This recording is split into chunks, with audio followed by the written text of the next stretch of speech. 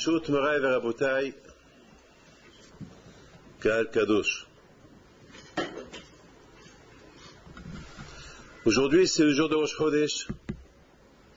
Rosh Chodesh Adar. Adar, c'est du verbe dira. Dira, c'est une maison. Si je ne me trompe pas, c'est ce qu'il dit le Hiddush Harim. Que le mois d'Adar, c'est le mois de la maison. Lorsqu'on réfléchit un peu, c'est quoi le mois de la maison? Sachez que un homme, il ne peut être heureux et satisfait uniquement s'il a une maison à habiter. Vous vous rendez compte? Quelqu'un qui habite dans la rue, quelqu'un qui n'est pas heureux, quelqu'un qui souffre parce qu'il n'a pas où habiter. Est-ce qu'un jour vous allez le voir, vous voyez le sourire sur son visage? Jamais. Est-ce que tous ces gens qui dorment dans la rue, qui n'ont pas de maison, vous imaginez qu'un jour il peut vous sourire, il se lève le matin avec une joie dans le cœur? Non, parce que ils savent que ça va être une journée pleine de misère. Une maison, et ça dépend aussi quelle maison. On peut avoir aussi une maison, et la maison, il n'y a pas d'électricité.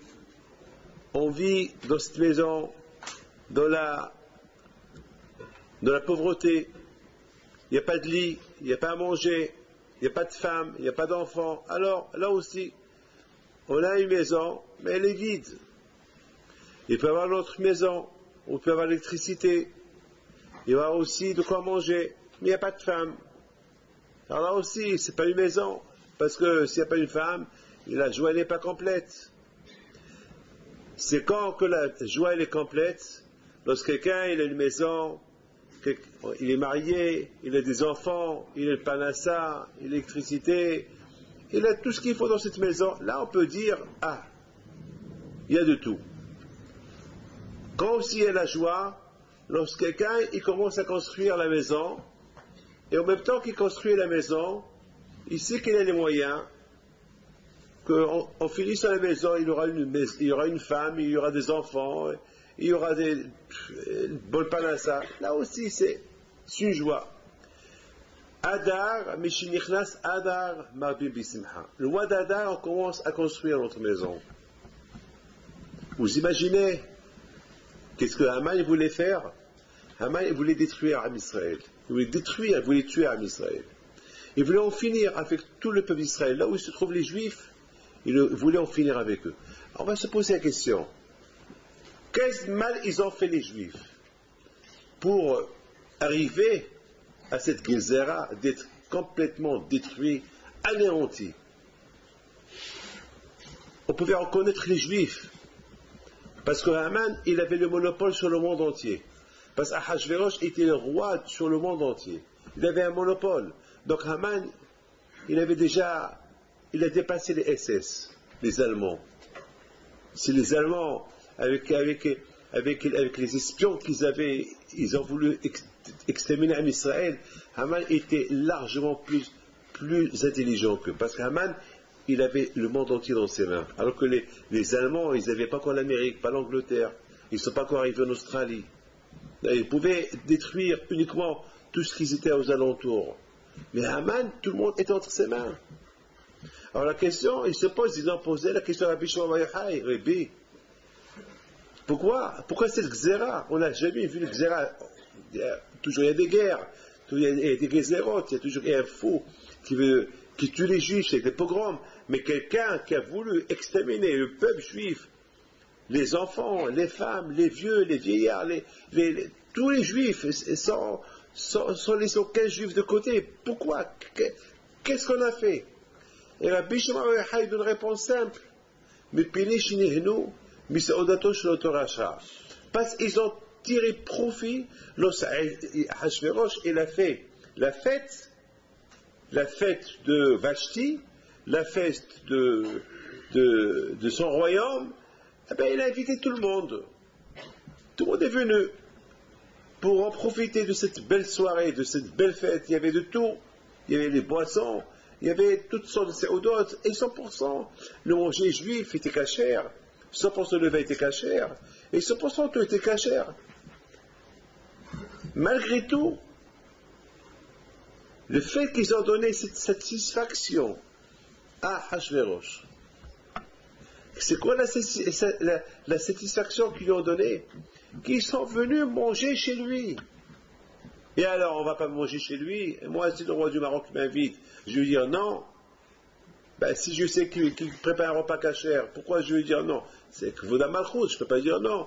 Si la communauté juive, si on nous invite à l'Élysée, on nous invite, on va refuser à Sarkozy. Non, on n'a pas le droit de ça. Si on est assuré qu'il y a un mashgiach, il y a un ashgaha, il y a un rave qui surveille le manger, on ne peut pas lui dire non. Pourquoi de fois, il nous est arrivé qu'on était invités chez des gens très importants et on ne pouvait pas dire non. Mais sachant qu'il y a une ashgaha, alors quoi? Alors, Hasviha est là, parce que les Juifs, parce que Hachvérosh, il a fait une invitation et tout le monde est venu. Alors, les Juifs aussi, ils étaient invités. Alors, pour cette raison, parce qu'ils ont tiré profit, parce qu'ils ont donné un peu de satisfaction à Hachvérosh, on a eu cette gezerah d'être anéanti. Comment peut-on expliquer cela?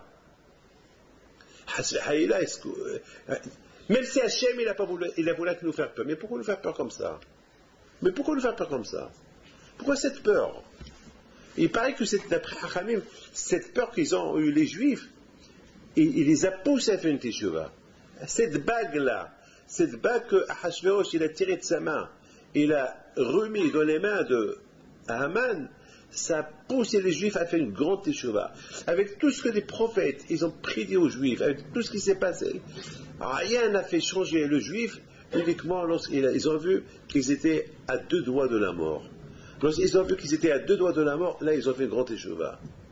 Mais on va essayer d'expliquer quelle est la raison, pourquoi Hachem il a fait peur aux Juifs de cette manière. Et en plus, parce qu'ils ont, d'après Rav Bishman, parce qu'ils ont tiré profit de chez Hachvérosh. Où est le problème? Pourquoi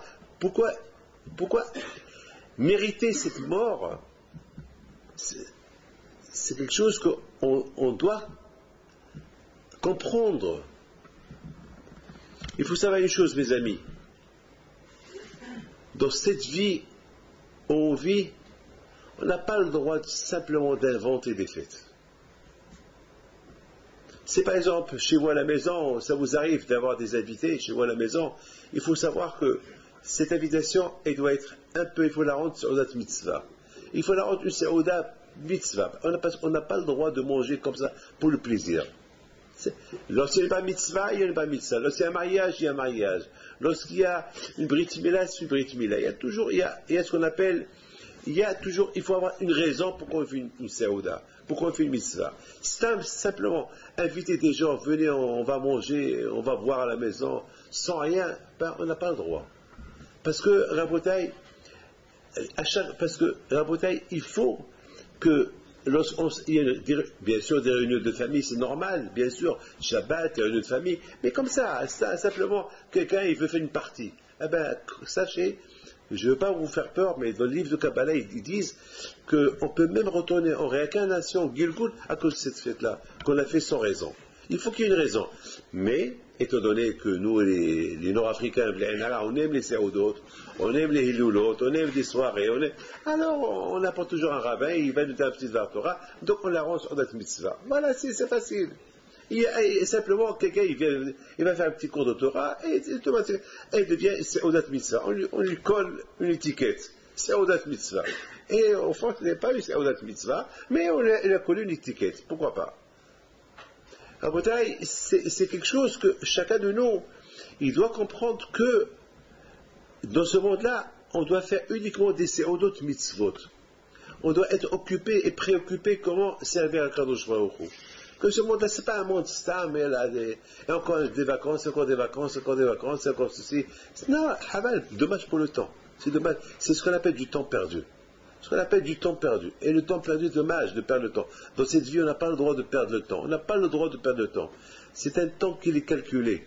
Et c'est dommage. Vous savez quelqu'un qui compte, si on dit à quelqu'un tu sais, chaque seconde, quelqu'un, voilà, tu comptes tes diamants, ce que tu comptes, tu le prends. Ben, vous croyez qu'il va commencer à fumer une cigarette? Vous croyez qu'il va commencer à discuter au téléphone, à des bêtises avec quelqu'un? On lui dit, pendant 1 heure, ce que tu comptes, tu le prends. Mais vous savez, même s'il y a 1 milliard de coups de téléphone, il ne va même pas répondre à personne. Mais pourquoi? Parce que chaque seconde, c'est un diamant qu'il peut prendre. Mes amis, dans ce monde-là, chaque seconde, c'est des mitzvot qu'on peut faire. Il n'y a pas de temps. Il n'y a pas de temps à perdre. On ne peut pas perdre le temps, c'est dommage. Le temps, il est précieux. Je donne un parole d'honneur. Beaucoup des fois, c'est m'arrive, je suis dans l'avion. C'est les moments où j'écris, où j'étudie, et parfois, voilà, on nous annonce qu'on est arrivé, on doit atterrir, et ça fait de la peine. Et je dis dommage, je suis en pleine étude, je suis en plein en train de comprendre ce passage de la Torah. Maintenant, on va arriver, c'est dommage. Ça fait de la peine. Le temps, il est précieux, c'est inimaginable. On ne peut pas imaginer qu'est-ce qu'on peut faire dans le temps. Et il faut savoir une chose, que le temps, il est limité. Akadosh Baruch Hu nous a donné un temps qu'il faut en profiter. Et si on ne profite pas de ce temps, dommage. Vous, les gens qui habitent aux alentours de Saint-Brice, bien sûr, c'est un sroute pour vous de maintenant de remplir votre calendrier, de votre agenda, avec les heures d'études que vous allez étudier. Vous savez, au Baruch Hashem aujourd'hui, là où il y a des juifs, il y a à côté.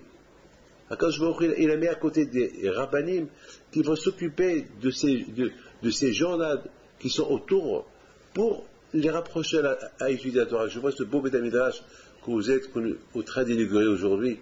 Bémet, c'est extraordinaire. Ce qui est impressionnant, c'est en face, il y a une église.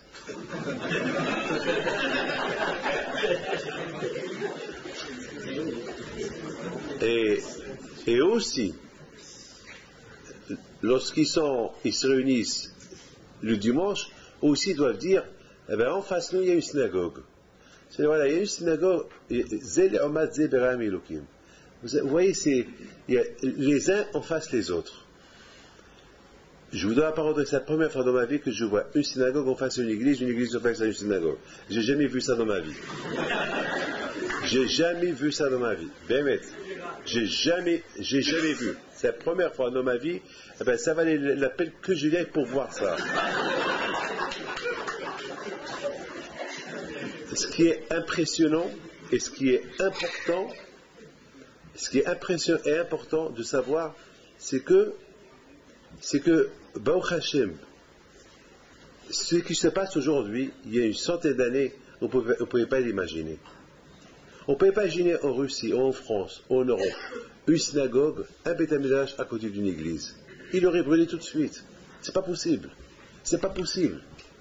Je vous dis, aujourd'hui, on a un privilège, que grâce à Dieu, peut avoir une synagogue à côté d'une église, et l'un ne touche pas l'autre. Mais où vous voyez ça? Mais c'est pas un miracle ça? Mais c'est pas la venue de Mashiach ça? Moi je vous dis quelque chose. Ce que j'ai vu aujourd'hui, ça m'a marqué toute ma vie. Et je suis marqué déjà. Parce que je n'ai pas cru. Pour moi, ça c'est la preuve que Hachem il est Emet. Ça veut dire que Esav, il est d'accord avec Yaakov. Vous imaginez que Yaakov, il va ouvrir une yeshiva à côté de Esav? C'est impossible. C'est impossible. C'est impossible. Ce que je suis en train de voir aujourd'hui, on ne pouvait pas l'imaginer il y a quelques années. Il y a une centaine d'années ou 50 ans. C'est pas possible. Aujourd'hui, Hitler il doit se retourner dans son tombeau lorsqu'il est en train de voir ce qu'il est en train de voir. Il ne peut pas croire ce qu'il est en train de voir. Et ça ne peut que nous renforcer. Qu'à notre époque, aujourd'hui, Baruch Hashem, on peut étudier la Torah. Là où on veut étudier la Torah, on peut l'étudier sans aucune crainte. Il n'y a personne qui va nous dire non, tu ne peux pas étudier la Torah. Aujourd'hui, c'est inimaginable. Alors, Hashem Yishmo, que Dieu préserve, si on se relâche de la Torah, Akadosh Baruch Hu, il peut nous reprocher plein de choses. Il peut nous dire, pourquoi tu t'es relâché de la Torah? Parce que tu es embêté? Non. Regardez, il y a des synagogues à côté des églises, à côté des mosquées, personne ne les dérange.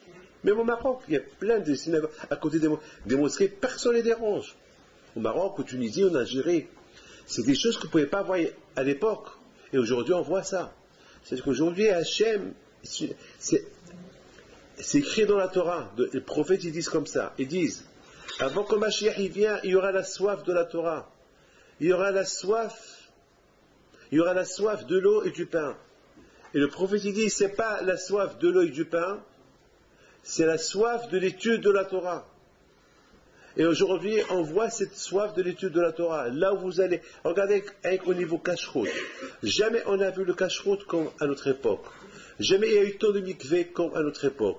Il y a eu jamais autant de sifrei Torah qui sont écrits comme à notre époque. C'est des milliers et des milliers de sfarim chaque année qui sont écrits. C'est inimaginable. Et de plus qu'on voit des sfarim, il y a beaucoup de sofrim aujourd'hui qui écrivent des sfarim. Alors qu'à l'époque, il y avait peut-être un sefer Torah, un ou deux par communauté pendant 2, 3, 4 ans. Aujourd'hui, c'est des milliers par an qui s'écrivent. On est gâté dans les écoles juives. On est gâté presque aujourd'hui. Le judaïsme il est presque sur un plateau. Parce qu'il y a une demande. Et non seulement parce qu'il y a une demande, c'est Hachem, il prépare la venue de Mashiach. Et c'est comme ça que la venue de Mashiach se prépare. Il se prépare, déjà quand il prépare le judaïsme. Voilà ce que... Parce que Mashiach ne va pas venir comme ça à l'improviste. Il va trouver tous les juifs amé aratzim, ils sont ignorants, ils ne savent rien du tout. Non, on va dire à Mashiach, il y a des bêtes midrashot, à Saint-Brice, à gauche, à droite, partout il y a. Baruch Hashem, vous avez aujourd'hui des connaissances de tout. Et aujourd'hui, ça n'existe pas une femme qui ne connaît rien du tout. Il y a quelque chose que chacun, il a connu, ou s'il n'a pas connu aujourd'hui, il y a l'information, on peut connaître aujourd'hui. Vous savez combien des juifs, ils ont fait Teshuva grâce, je vous le dis, grâce à un CD qu'ils ont écouté de quelqu'un, d'arabe, ou grâce à un cours de Torah sur Internet. Malheureusement, aujourd'hui, l'Internet, c'est un phénomène qui est très dangereux dans la famille. Mais de l'autre côté aussi, il y a des cours de Torah, il y a des choses bien qu'il y a dedans. Mais de l'autre côté aussi, il y a des choses très mauvaises qu'il y a dedans. Donc il faut bien faire attention. Et le tsar est très très fort. Le tsar est très très fort. Il y a des milliers de familles qui ont été détruites malheureusement à cause de l'Internet. Donc il faut faire beaucoup attention. Comment l'utiliser. Et s'il y a des enfants à la maison, il faut le supprimer de la maison. Parce qu'un enfant, c'est pas un adulte. Un enfant, c'est un enfant. Un enfant, il ne va pas chercher à écouter un cours de Torah sur Internet. Un enfant, il va chercher à faire des bêtises avec Internet. Ah, donc, il faut faire beau. Même les grands, malheureusement, ils sont tombés. Alors, la plus forte raison, les petits. Donc, à Botaï, c'est, à notre époque, il y a la Torah, elle est en pleine construction. À notre époque. Elle est en pleine construction, la Torah. Rabotai, Mishinichnas Adar, Marbi Bisimha. Le mois d'Adar, il rentre, on commence la joie. Parce que Rabotai, sachez, de Adar jusqu'à Shavuot, on considère à partir du mois d'Adar jusqu'à le mois de Shavuot, c'est comme les fiançailles et le mariage. La connaissance un chidour entre une fille et un garçon, après ils se fiancent, et après ils se marient. Et à Botaï, notre connaissance avec Akadosh Baruch Hu, ça s'est fait maintenant. Maintenant, on a connu Akadosh Baruch Hu. C'est le Wadada que les Juifs, ils ont reconnu qu'il y a Akadosh Baruch Hu. C'est le Wadada que les Juifs, ils ont reconnu qu'il y a Akadosh Baruch Hu. Vikimo Vikiblu. Ils ont accepté la Torah. C'est le mois d'Adar qu'ils ont fait une vraie tishoua, ils ont commencé à connaître ce qui est la grandeur de Akadosh Baruch Hu. Et pourtant, vous savez, il y a un couple qui sont venus, chaque fois il y a une fille qui vient chez moi pour une bracha, pour le mariage. Chaque fois elle vient. Et jusqu'à que j'ai eu honte de la voir. Après, j'ai dit, Bolosh Olam, cette fille-là, je raconte toujours, chaque jour, presque, il n'y a pas une semaine, il n'y a pas 2 semaines que je ne la vois pas. Et un jour, elle vient avec un monsieur. Dès que je dis, ah, c'est ça, elle me dit, Baruch Hashem, c'est ça. Baruch Hashem, on va se marier dans 3 mois. Elle me dit, Rabbi David, vous savez qui c'est ce monsieur que vous voyez là? Je lui dis, non. Elle me dit, ben, c'est mon voisin.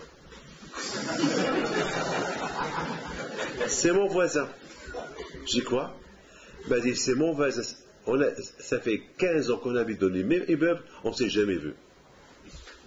Et il a fallu qu'un jour, la providence divine, quand je l'a fait, qu'un jour, elle arrive avec ses sacs, elle vient du marché, elle a fait le marché à sa mère, et voilà, lui aussi il arrive, il avait un peu mal à la tête, donc il a quitté son travail un peu plus tôt, et voilà, et lui qui arrive toujours à 10 h du soir, et aujourd'hui il est arrivé à 4 h, 5 h l'après-midi, il aide, et lorsqu'il aide, alors il a convaincu à la maison, il voit une maison, elle dit, madame, vous êtes juif? Ben oui, je m'appelle tant, mademoiselle, et voilà. Après, il parle avec sa mère, et après, ils ont fait la connaissance, et ils se sont mariés. En Bretagne, ils habitent ensemble. Ils habitaient dans le même immeuble 15 ans. Ils ne se sont jamais vus. Vous savez à quoi je compare ça?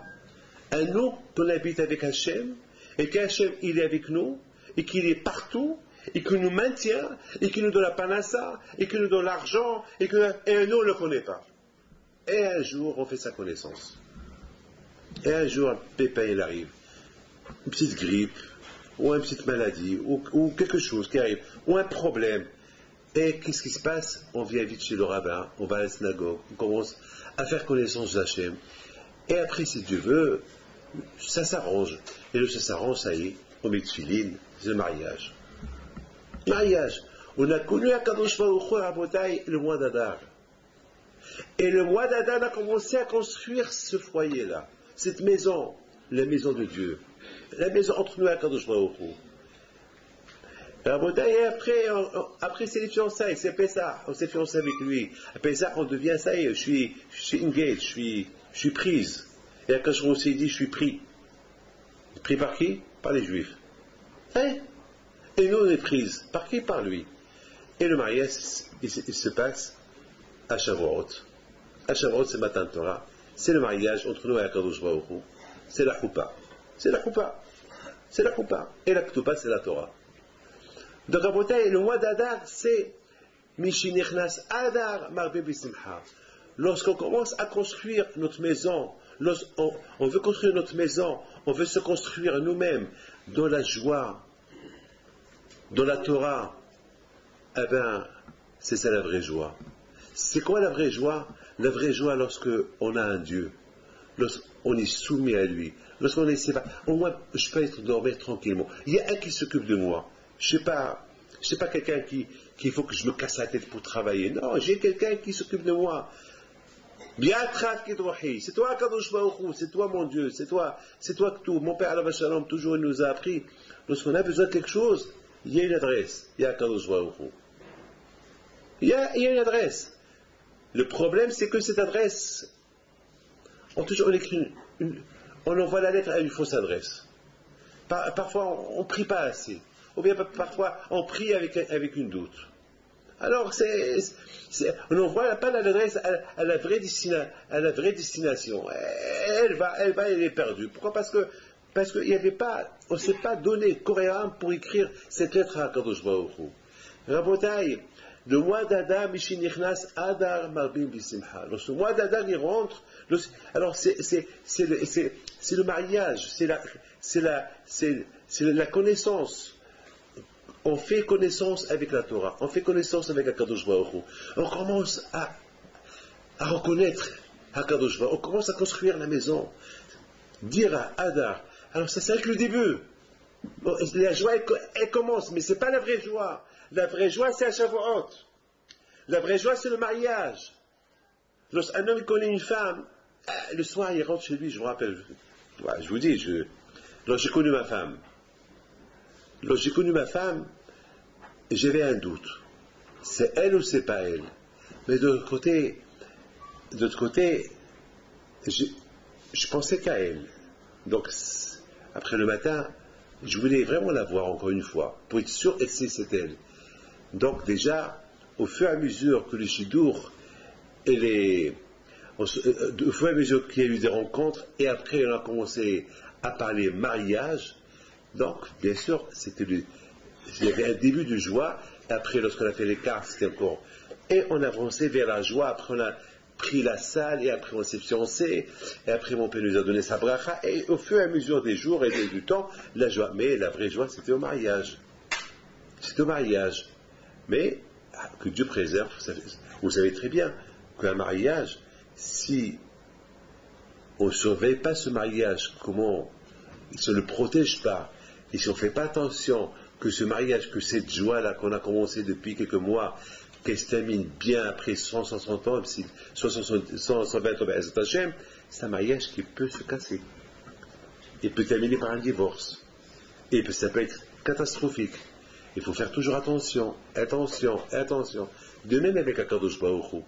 Après qu'on reçoit Matan Torah, si on ne fait pas attention à la Torah, si on ne fait pas attention pour maintenir le foyer, la maison, parce que maintenant, à peine qu'on a commencé à construire la maison, il n'y a encore rien du tout à la maison. À peine qu'on a connu Akadosh Baruch Hu, maintenant, il faut maintenant, et bien sûr, il faut maintenant meubler la maison, il faut maintenant étudier un peu, il faut se meubler, il faut un peu plus de connaissances de la religion. Et au fur et à mesure, on arrivera à Matan Torah, la maison, c'est plus Mishinichlas Adar Mabibi Simcha, c'est fini. Maintenant, c'est la vraie totale, c'est la joie totale, c'est la joie. Je voudrais vous poser une question. Il y a 4 jeûnes dans l'année qui sont obligatoirement de la Torah. Il y a le dit Tevet, non, il y a 3, pardon. Oui, il y a 4, pardon. Il y a le dit Tevet, il y a Yudzaïn Bitamouz, le 17 Tamouz, et il y a Tisha B'Av. Je ne parle pas de celui-là de Kippour, parce que Kippour c'est de Horaïta. Je ne parle pas de Kippour. Je parle de ces 3 jeûnes qui sont liés avec la destruction de Beth Amikdash. Lequel est le plus important? Le dit Tevet, le 17 Tamouz ou Tisha B'Av? La plupart des gens qui me disent, non, le plus important c'est Tisha B'Av, Tisha B'Av. Et c'est pas vrai. Le jeûne le plus important, c'est le dit Tevet. Même s'il devait tomber Shabbat, on aurait jeûné Shabbat. C'est grave ce jeûne-là. Pourquoi? Parce qu'on l'appelle dans la Torah Hathala de Po'anota, le début du malheur. Le début du malheur. Parce que c'est là que le malheur a commencé. C'est là que les Romains ou les Babylones, ils ont encerclé Israël. Et le 17 Tammuz, ils ont cassé les murailles, détruit les murailles, et le 9 Av, ils ont détruit le Beth Amikdash. Hachim, que Dieu vous en préserve. La maladie, la grave maladie, je ne veux pas dire son nom. Tout commence par le départ. Si la personne elle est malade parce qu'il y a eu un départ, donc c'est le départ le plus dangereux. Si on attrape le départ, il peut avoir la vie sauve. Mais si le départ, on a raté le départ de la maladie, c'est fini. C'est fini. Rabotai, je m'excuse. C'est l'image de Shinechnas Adam Abibi Simcha. Si maintenant on fait la connaissance, comment un homme il est marié, il est super heureux, il a 10 enfants, et bon Hachim il est heureux avec sa femme, parce qu'il y a eu un début. S'il n'y a pas eu ce début-là, de joie, il n'y aura pas eu la fin. Mais Shinechnas Adar, le Adar il arrive, et on prend sur nous maintenant de faire connaissance avec Akadosh Baruch Hu, se construire dans la joie, et chaque jour on va augmenter notre connaissance vis-à-vis de Akadosh Baruch Hu.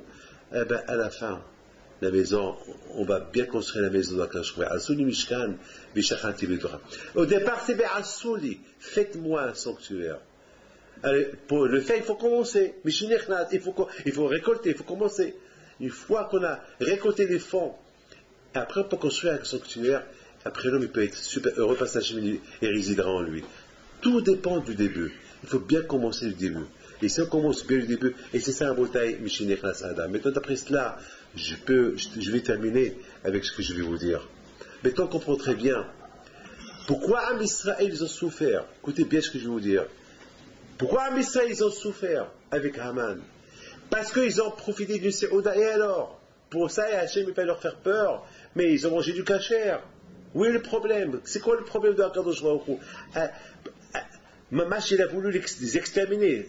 Je sais que c'est dur pour moi de dire qu'Hachem, il a voulu détruire Am Israël. C'est dur pour moi de le dire. On ne peut pas imaginer qu'Akadosh Baruch Hu, il va détruire Am Israël. Hasfi Shalom de dire ça. Mais, ils ont eu peur. Et presque, mamash, les Juifs, il se préparait, le monde entier se préparait le jour, le 13, Adar, à tuer tous les Juifs. Tout le monde était prêt. Mais vous imaginez la Bretagne, quelle peur, quel pogrom. Mais c'est de la folie. Pourquoi tout ça? Oui, pourquoi tout ça? Parce qu'ils ont profité d'une Saouda de ce rachat. Et alors, pour cela, vous savez, la Bretagne, il faut savoir une chose. Écoutez bien ce que je vais vous dire. C'est les départs qui sont dangereux. Aujourd'hui, une Saouda, kasher. Et demain, ça va être quoi? Une Saouda moins kasher. Et après, ça va être quoi? C'est comme ça que le Satan, il commence comme ça. Jamais le Satan, il va venir chez moi, il va me dire, David, plutôt, moi je t'arrive. Jamais. Mais, il va jamais me dire, regarde une femme. Il sait que je ne vais pas regarder une femme. Mais il a des manières, comment me rapprocher à la Havera. Le Satan, il est super intelligent, très intelligent. Il sait. Lui, il nous a travaillé qu'avec le début. Le début. Il maquille le début avec un cachère. Il maquille le début. Il tourne le début super cachère. Même glace cachère. Il n'y a pas d'issour, il n'y a rien du tout. Regardez, j'ai ici un verre. Je ne sais pas ce que c'est ce verre-là, mais je vais vous dire l'histoire de ce verre-là. Une fois, j'étais dans l'avion. Toute ma vie, je suis dans les avions. Vous savez, je connais les sièges. Vous savez, l'avion, je le connais. Mais je rigole pas. Je connais l'avion par cœur. Tous les avions. Il me manque peut-être que ce nouvel avion, le 385, je ne l'ai pas encore vu. Et je n'ai pas encore. Il faut que je suis rien logement dedans. J'ai goûté tous les années, Concorde, les petits avions, Concorde, les grands avions, les petits avions, je les connais tous par cœur. Je connais les business class, les économies, je le connais comme ma tête. Alors, bien sûr, toujours je prends avec moi mon repas. Toujours je prends avec moi mes repas, mais toujours je commande un repas kasher. Pourquoi? Parce que parfois, il y a un juif qui se trouve dans l'avion, parce qu'il a oublié de commander un repas kasher, au moins il trouve le mien. Ou parfois, ça peut arriver que je donne un repas kasher pour que Air France essaie qu'il y ait des juifs, qu'on est juifs, qu'il y ait le cacheroute. Même si on aime la porte, je l'ouvre, je goûte n'importe quoi, je prends un café et après je le rends. Mais c'est important de commander un repas kasher pour montrer qu'on est là, on mange que du kasher. Un jour, ça arrive avec Air France qu'ils oublient, il n'y a pas de kasher. Alors il y avait une nouvelle hôtesse, elle avait d'appel pour moi. Elle ne savait pas où se mettre parce que c'était un vol de presque de 15 heures. Et elle me dit, je ne sais pas quoi vous donner. Et elle ne savait pas quoi me donner. Je dis, madame, vous ne vous gênez pas, je ne veux rien du tout, j'ai mon repas. Alors elle me dit, mais pourquoi? Mais je dis, c'est pas caché. Pourquoi c'est pas caché? Ben c'est pas grave, n'oublie. Pourquoi elle retourne? Elle me porte des crevettes. Elle me dit, et ça c'est pas d'avion, ça c'est cachère. Je lui dis, ça c'est pire. Ça c'est pire. Alors, je dis, madame, c'est pas grave, oublie. Elle m'apporte des fromages. Ouais, les fromages. Bon, à la fin, elle ne sait plus où se mettre.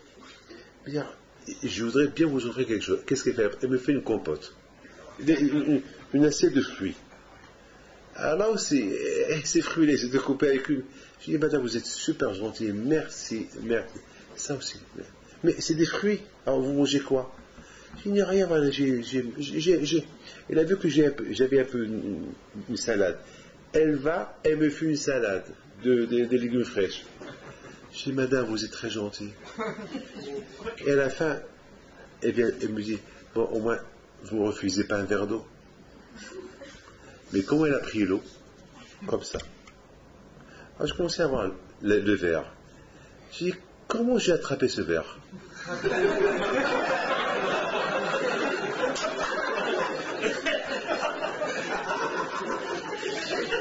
Voilà. Comment je vais attraper ce verre?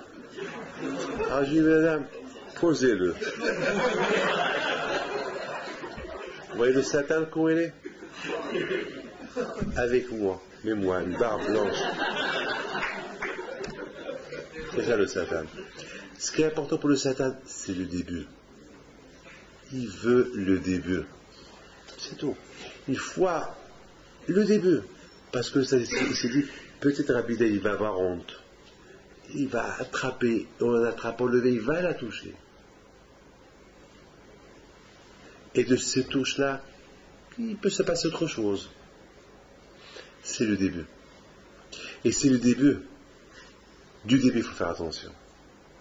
Comme ce Beth Midrash-là, il est super. Qui aurait pu croire que dans ce Beth Midrash, il aurait pu la droit et en face une église? C'est impossible. Impossible. Impossible. Eh bien, Rav Renassia et l'équipe à lui, ils ont fait Misirot Nefesh. Ils ont cherché un endroit. Ils n'ont pas trouvé d'endroit. Ils ont trouvé qu'ici. 100% ils ont cherché ailleurs. Ils ont trouvé qu'ici. Parce que le Sat a dit, s'ils trouvent ici, ils ne vont pas accepter. Et s'ils n'acceptent pas, ils n'auraient jamais trouvé. Parce que chaque endroit, parce que déjà il n'y avait plus, et à chaque endroit, ils vont trouver une excuse. Hachem, il a fait qu'ils ont trouvé et ils l'ont pris. Ils ont cassé cette glace. Mais tant qu'ils ont cassé la glace, la réussite, elle est totale. Alors, mes amis, tous les départs, ils sont difficiles. Si vous faites des efforts et vous cassez la glace, et vous faites un effort, vous venez la première fois, après il y aura la deuxième fois, après il y aura la troisième fois, après vous allez être membre de la communauté, et ça va être la Torah qui va prendre votre tête, ça va être la Torah. Tout dépend. Lorsqu'il s'agit d'Avera, c'est le début qui va faire. C'est au début qui va faire que cette Avera-là, elle va être répétée tout le temps. Cette Avera, elle va se développer, ce qui va devenir une vraie Avera. Ou bien. Lorsqu'on fait une mitzvah, même au départ, elle est très difficile de la faire, et on l'a fait, 15 jours après, une fois qu'on a cassé cette glace-là, il va nous aider à faire d'autres. Alors, maintenant, vous avez compris pourquoi Hakadosh Baruch Hu, il a puni les bénis Israël en leur faisant peur d'être détruits, anéantis. Pourquoi déjà ils n'ont pas accepté la Torah, Matan Torah, avec Ratson, avec volonté. Ils n'ont accepté pas, ça je les a forcés. Et maintenant voilà ce Hachverosh là maintenant, il essaie de leur faire oublier qu'ils sont en exil. Voilà, il essaye de le faire oublier qu'ils sont en exil. Maintenant il leur fait une fête super fête, qu'ils peuvent profiter de la vie. Et maintenant Hachverosh, il fait cette fête sans raison, rien, il n'y a pas de raison. C'est pas une guerre qu'il a gagnée, non. C'est qu'une fête qu'il veut faire, il veut montrer sa gloire, voilà. Ouais, montre ta gloire à ta mère, montre ta gloire je sais pas, pourquoi tu veux montrer la gloire au monde? C'est la gava. Il veut montrer sa gloire aux Juifs aussi, voilà.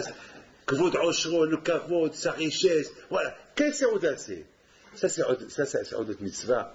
C'est comme si moi je vous invite pour c'est pas, je construis, par exemple, ici oui, ici on nous invite pour nous montrer quoi? Un Beth Midrash.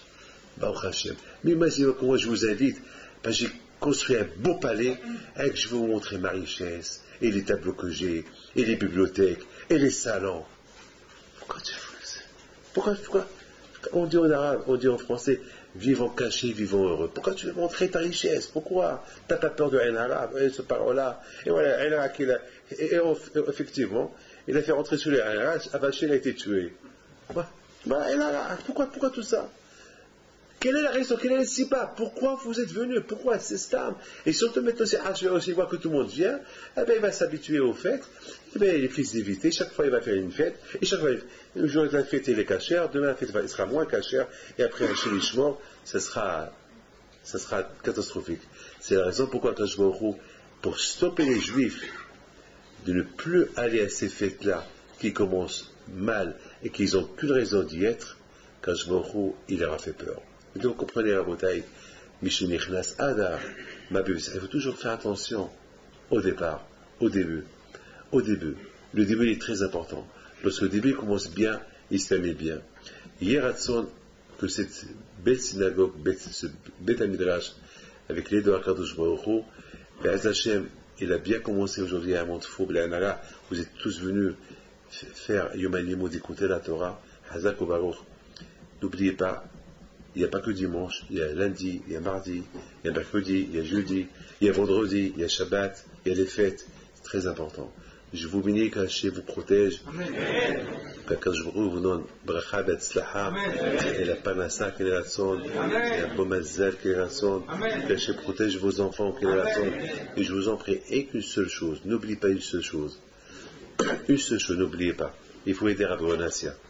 Il faut bien l'aider parce que vraiment il a entamé ici, c'est un vrai Beth Midrash. Il faut faire beaucoup attention étant donné que vous avez des voisins en face. Non, je rigole pas là, s'il vous plaît, il faut pas qu'il y ait Hilul Hashem. Il faut bien les respecter. Je veux rentrer ici avec respect. Vous les voyez dehors, disent bonjour. Il faut pas leur faire, il faut pas vous montrer Hasbi Shalom. Il faut montrer parce que vraiment, c'est un ness, qu'ils vous ont laissé être en face eux. C'est un ness, c'est un miracle. Mais ça, c'est un miracle de Akadosh Baruch Hu. C'est Akadosh Baruch Hu qui a voulu nous montrer en même temps que la vie de Mashiach est l'approche. Que Hashem nous protège. Amen.